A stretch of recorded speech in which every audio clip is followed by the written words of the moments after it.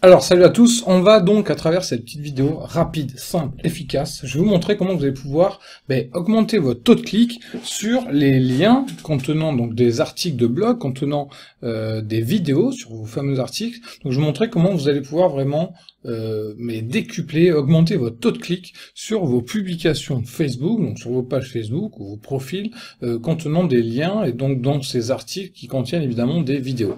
Donc cette méthode j'utilise depuis des années. Alors je la déconseille si ça a pour but de tromper vos utilisateurs, si vos articles de blog, de sites web ne contiennent pas de vidéos. En revanche, si c'est le cas, je vous incite vivement à le faire.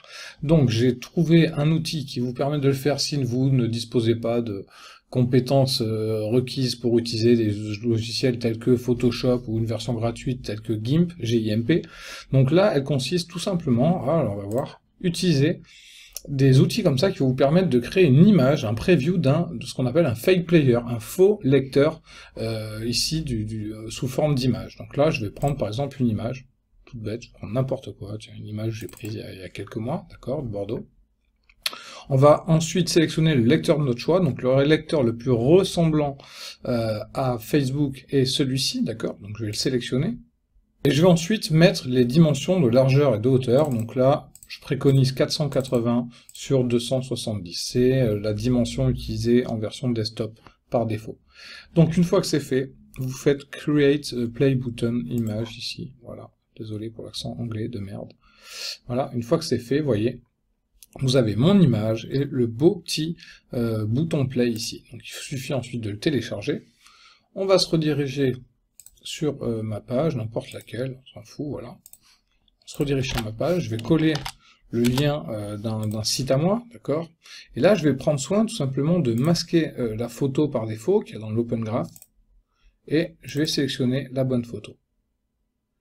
Une fois que c'est fait, voilà, donc là, le preview paraît comme ça, ne vous inquiétez pas, l'image est adaptée, se mettra en grand.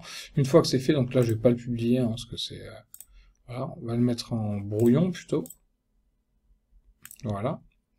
Une fois que c'est fait, on va aller faire un tour dans les brouillons. Vous allez voir, j'ai testé juste avant. Voilà, j'actualise, voilà. Et vous voyez, une fois que c'est fait, vous avez ce type d'image-là qui, évidemment, la personne, une fois qu'elle va cliquer sur le lien, d'accord, donc là, la publication va ressembler à ça, elle va penser, évidemment, alors ça va tromper, entre guillemets, l'utilisateur, mais du moment où vous redirigez vers un lien, un article qui contient une vidéo, ça, il n'aura pas l'impression de se sentir trompé, si je puis dire. Donc une fois que la personne va cliquer ici en pensant lancer une vidéo, elle sera redirigée sur l'article ou le site en question. Voilà. C'était une petite astuce toute bête. Ça a duré 3 minutes, j'espère qu'elle vous sera utile. Si c'est le cas, n'hésitez pas à me le faire part en commentaire ou partager évidemment cette vidéo. Je vous dis à très vite.